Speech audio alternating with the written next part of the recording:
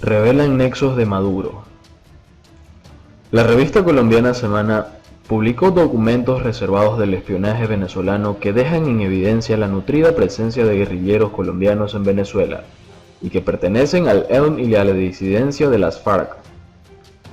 El Ejército de la Liberación Nacional y las disidencias de las FARC, encabezadas por alias Iván Márquez, son los puntuales que supuestamente podría utilizar el régimen venezolano de Nicolás Maduro para desestabilizar al gobierno colombiano.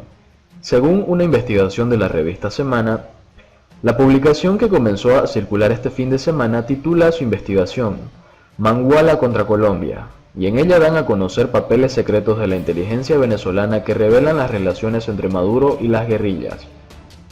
Los documentos reservados del Servicio Bolivariano de Inteligencia y del Comando Estratégico Operacional de la Fuerza Armada Nacional Bolivariana, a los que tuvo acceso Semana, dejan en evidencia la nutrida presencia de guerrilleros colombianos en ese país, y que pertenecen al ELN y a las disidencias de las FARC.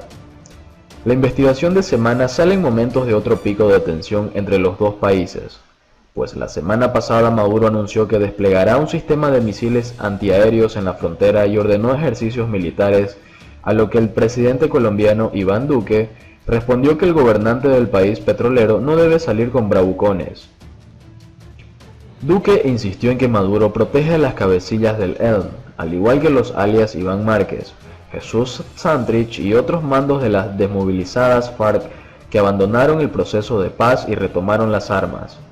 Las relaciones entre Colombia y Venezuela están rotas desde febrero pasado, y la frontera de 2.000 kilómetros es escenario de constantes tensiones que nunca han llegado al enfrentamiento militar.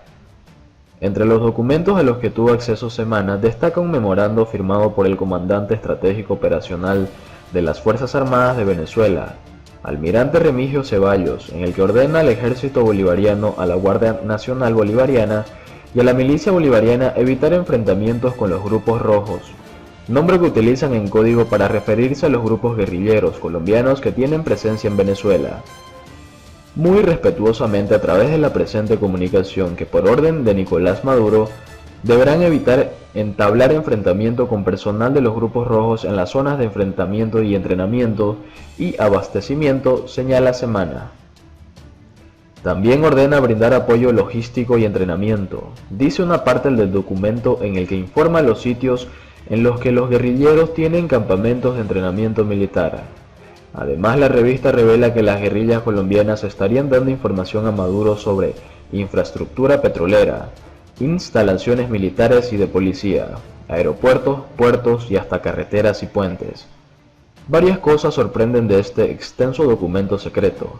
Una de ellas, y posiblemente la más grave, el alto grado de detalles y conocimiento de los blancos en territorio colombiano, dice Semana.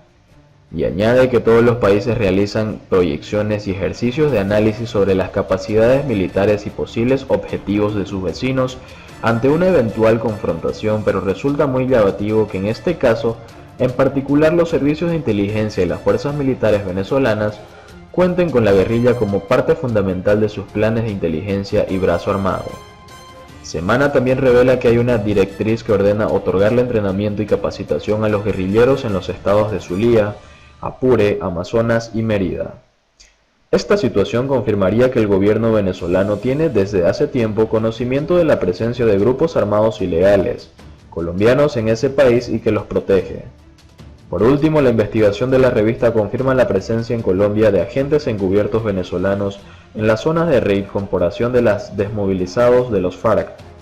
Esto porque un documento a los que tuvo acceso señala que toda la información suministrada por los miembros del Grupo Rojo es coincidente en gran parte con la información recolectada por la Dirección de Inteligencia Externa del SEBIN.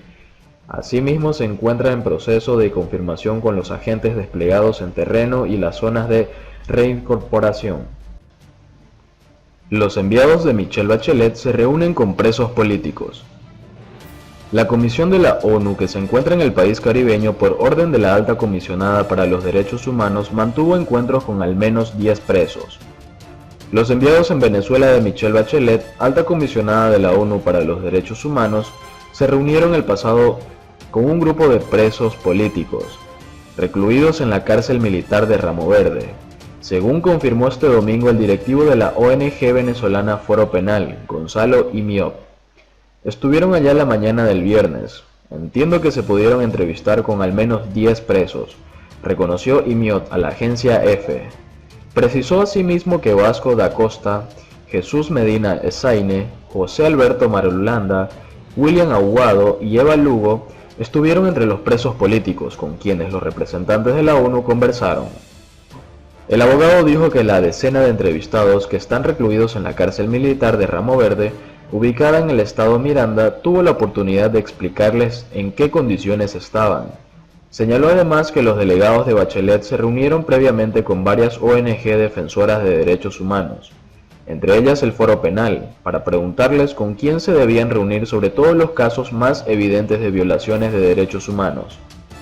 Estas entrevistas, acotó, forman parte del seguimiento al informe original que la expresidenta chilena dio a conocer en julio pasado, del cual se espera que este lunes sea presentada una actualización del reporte. A su juicio, lo más importante es que se permitió que estuviese de nuevo la delegación de Bachelet acá, pues más allá de las maniobras que siempre realiza el gobierno de Nicolás Maduro para evitar que ellos tengan contacto con la realidad, es importante que estén aquí. Eso es un logro importantísimo. Tras una visita a Caracas de 3 días en junio pasado, Bachelet dejó instalada una comisión de su oficina en Venezuela para brindar asistencia y asesoría técnica, así como vigilar la situación en esta materia. En julio, la expresidenta chilena presentó un informe que denuncia que, especialmente desde 2016, el régimen de Maduro y sus instituciones han puesto en marcha una estrategia orientada a neutralizar, reprimir y criminalizar a la oposición política y a quienes critican al gobierno. Desde entonces, Maduro ha criticado el reporte y ha exigido que su contenido sea rectificado. Imiop informó que el Foro Penal planteó a los representantes de Naciones Unidas la revisión de 12 casos de presos políticos, quienes, a pesar de tener boleta de excarcelación, permanecen tras las rejas en distintos centros de reclusión. De acuerdo con el registro de Foro Penal, en la actualidad hay 476 presos políticos en Venezuela, de los cuales solo 20 tienen condena firme y el resto son procesados. Venezuela, el país con las mayores reservas probadas de petróleo en el planeta, atraviesa una acuciante crisis que se agudizó en enero pasado, cuando Maduro juró un nuevo mandato que no reconocen la oposición y parte de la comunidad internacional y, en respuesta, Juan Guaidó proclamó un gobierno interino. Guaidó cuenta con el apoyo de más de 50 gobiernos, con el Estados Unidos a la cabeza, pese a que no controla la burocracia o las fuerzas armadas del país. La crisis de Venezuela cuadruplica el número de sus paisanos que trabajan en España. Una de las elecciones más duras fue tachar del currículum todos mis méritos. Nadie quiere contratar a una persona sobrecualificada, cuenta José, diseñador industrial y profesor universitario.